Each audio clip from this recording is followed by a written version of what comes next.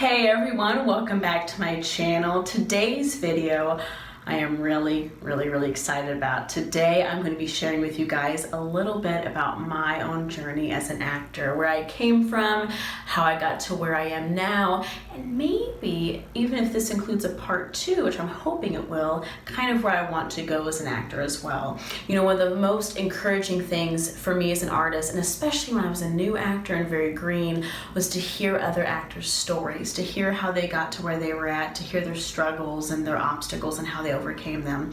That was the most inspiring thing for me as a new actor. So I really hope there's some new actors watching this who can really be encouraged by this. That is my hope for this video, that I would encourage others in their own stories, show them they're not alone, and that it is possible to be an actor. So without further ado, here we go, settle in, and let's talk about the journey. So I grew up in a very tiny little town in southern rural Pennsylvania called Bedford. You've probably never heard of it. It is a small town of about 1,000 people, give or take, very historical. George Washington had his headquarters there for a brief amount of time during the Whiskey Rebellion. Yes, I am a history nerd. But yeah, I grew up in a very small town, grew up going to church, grew up homeschooled my entire life, which I'm very proud of. And what this did for me, being homeschooled and living in a small town so rich in stories and history, was it really gave me just a love for storytelling and for stories in general and for art. And I remember I always tell people that I fell in love with films first, and then I fell in love with acting. I grew up very small, watching classic films continually. I watched classic horror films. I watched Gone with the Wind a dozen times. My mom always says that she was, when she was pregnant with me, she watched Gone with the Wind for the first time, which is really cool. But I grew up watching films with Montgomery Clift and Elizabeth Taylor, a film that had a really strong impact on me when I was very young. I think I watched it when I was 6 for the first time, was Splendor in the Grass with Natalie Wood. It is a beautiful film. It has Warren Beatty in it as well, and if you have not seen it, it is a masterclass and a must-watch for any artist, any actor. But I remember from the time I was very little, I started acting in church plays when I was 7 years old. I did it very consistently. Of course, in this tiny town, there was really no acting opportunities, no chance of getting an agent, no chance of, you know, doing professional theater. But I just remember loving it. And I remember from a very young age, you know, people, when they would see me in these little church plays at church and everything, would say, like, you know, you're really good. And I remember when I was little watching Blue's Clues one day, and I saw Steve on the screen. And I just for the first time had this conscious thought of, oh, he's on a screen doing this, he's acting. And it was like this consciousness kind of hit me, and I was like, oh, I'd really like to do that. I could do that. And then when I was 11, I officially wanted to be an actor. The bug bit me, and it was just no going back, and I was like, I'm gonna be an actor. And I was 11 years old, which is kind of crazy. But since then, it was like nothing was gonna stop me, and I was just like full speed ahead. Fast forward, of course I'm skipping over things, but fast forward to when I was 13, me and my parents moved to Scranton, Pennsylvania, and lived there briefly, and then we moved to Milwaukee, Wisconsin. And when I was in Milwaukee was really when things started to happen for me. I was 16, I had been in love with acting my whole life, and I was just really ready to kind of get my career started. Still didn't have very many opportunities right away there, but eventually I started going to musical theater camp, and just fell in love with acting all over again doing that. And then when things really started for me professionally was when I started training at the Milwaukee Repertory Theater. I had 2 incredible teachers there who really just taught me such a foundation of what I use now. I owe everything to them, I really do. They were incredible women, and I, learned how to do a monologue for the first time. I learned about objectives for the first time. I, was doing scenes from plays like Clybourne Park and The Wool Gatherer and, David Mamet plays, and I was like, my mind was like, I was like, what is this? And I really fell in love with theater for the first time. And while I was there, I got to do a lot of other auditions. I took a ton of acting classes in Milwaukee with various teachers. I was in a production of Little Women. So I had a lot of really cool, awesome opportunities in Milwaukee. Not a lot of opportunity for film though, which even though I was falling in love with theater and I was at the Milwaukee Rep and I was doing all these cool, acting lessons and really getting a good foundation in my training, I still just ached for film training and to be in a film and to be like in a student film at least. And I just wasn't getting that in Milwaukee, and it was really hard. And I remember in Milwaukee feeling a lot of discouragement about that. And then while me and my family were in Milwaukee, we went through some really hard times as a family. Some personal things happened that were really, really hard. And I felt like continually that my career was kind of on a hold. And that is a very, very discouraging thing to feel as an actor. The good thing about it though is you're gonna feel that way a lot in your career. So I was thankful I felt it very, very early on, because I still feel that way a lot for whatever reason, that my career is on hold. I think we're all feeling that way right now with COVID-19 and Corona craziness. All of our careers are on hold. So it's a good feeling to get used to, even though it's not a fun feeling. So I was thankful I learned that back then, all those years ago, so that now when I feel it, it's like, okay, this is that feeling again. I feel like my career is on hold. It's gonna pass. It's not truth.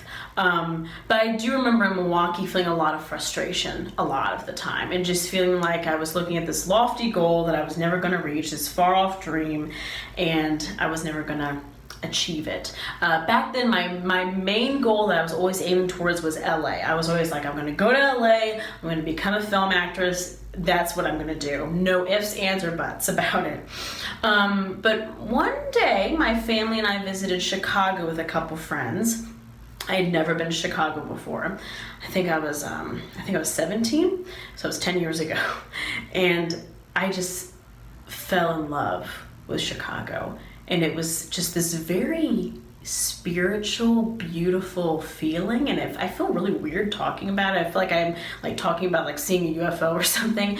But I just remember being in the city of Chicago and just feeling like, I remember I just kept having the thought over and over again in my head, like, this isn't my last time here. Like, there's something about this place, this physical city, that I feel at home. And I feel like it's supposed to be a part of my story somehow. And little did I know that it was going to be. So fast forward a bunch, and a few years later, after a lot of personal hardships and a lot of craziness in our family, my dad got a job in Chicago, and we were going to move here. This was when I was 20, so this was about 7-8 years ago. And I was like, oh my gosh, this is perfect. I can start my acting career finally, and in Chicago. So I moved with my parents, and that's really when it really all started for me. So we moved to Chicago, and right away I'm looking at places to train for on camera, because here I am 20 years old, my whole freaking life basically, I've wanted to be an on-camera actor and I don't have any training. And I'm like, okay, I need to get some training, I need to get an agent, I need to get a job, blah, blah, blah, blah, blah. So I was very overwhelmed. And basically the last 7 years of my life, I started training at a wonderful, wonderful school in the suburbs called Actors Training Center in Wilmette, Illinois. Amazing, incredible place where really so much started for me. I started training with casting directors and, actors and actresses who've worked in the industry for forever, who know what they're talking about when it comes to on-camera acting. And really, that's where it all started for me. And I took every class I possibly could. I started working, my first real day job, I worked at a Panera Bread, which was wonderful, for 5 years, and just saved up money, worked really long hours there, 5 days a week, to save up money for acting and for acting classes. Still thought the goal was LA. Still always thought, the goal's LA. And also during this brief amount of time, I got my associate's degree online. College for me was really, I want to pause and kind of take a turn and talk about that, because I feel like it would be encouraging to some people. College for me was always something I really struggled with, because on one hand, I wanted to get an education and I wanted to go to college, and on the other hand, I did not want to be trapped somewhere for 4 years of my life. I had felt like, me and my parents had moved around a lot, And I just didn't want to be trapped in one place for a long amount of time. And I personally thought that if I didn't go to college, I would have a lot more freedom, wouldn't have to worry about debt, and I could work a day job, save money, and then train.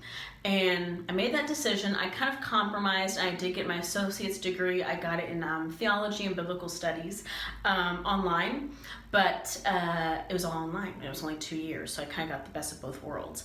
I'm asked many times, do you regret that decision? I do not in any way regret not having student debt and having those 2 years of freedom to be able to do whatever I wanted. More than anything, I just believe you should get an education as an actor. Whether that means, like I talked about in my previous video, whether that means going to Juilliard or, Carnegie Mellon or, going to a conservatory or training independently at different acting studios or moving to LA. It's whatever works for you. And for me personally, that is what worked for me. I never, ever have looked back from that. So when I moved to Chicago, I was working at Panera many days a week, many long hours, and training in whatever classes I could. And a couple years went by and I was like kind of stuck because I was working so much that I didn't have any time for acting, and I kind of had no way to get to the city at that point because of different circumstances, and I just was really feeling stuck and lost. I was at that crossroads that, I kind of always talk about where you're like, well, something's kind of got to give here. And I've been at that point many, many times in my career, so many times. And it's not going to be the last time. So that's what everyone needs to know who wants to act is you hit so many crossroads. And it can get very discouraging if you let it. They don't have to be discouraging. They only are if you let them. So I sat down and had a meeting with my amazing mentor. And I said, hey, I'm very stuck. I feel very lost.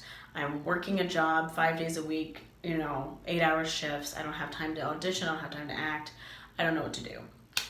She said, basically, quit your job, get a waitressing job on the weekends and nights, and start auditioning like crazy.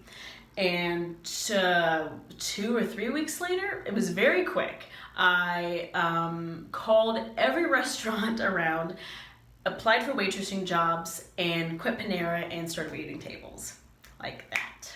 I was just so ready to just make a change. I was, in my own, approaching my mid-20s at this point. I was like, look, I need to do something because time is a wasting. And it's hard because our industry is a young industry. It's changing, thank God, but it's still, you do have to get the ball rolling. And more so than that, I really do hate saying that because our industry really is changing in that way. And like I said, thank God, because it should not be that way. But more than anything, the point I'm trying to get at is I remember this one woman I worked at briefly at Panera. She said to me, she said, Hannah, when are you just going to do it? She said, when are you just gonna, take a risk and just really go for it? And I remember her words stuck with me so strongly, and I was like, what am I doing? I was working a job I didn't particularly like. I loved the people there, but I didn't like the job, and I was just kind of wasting my time. And I was like, I gotta make a change.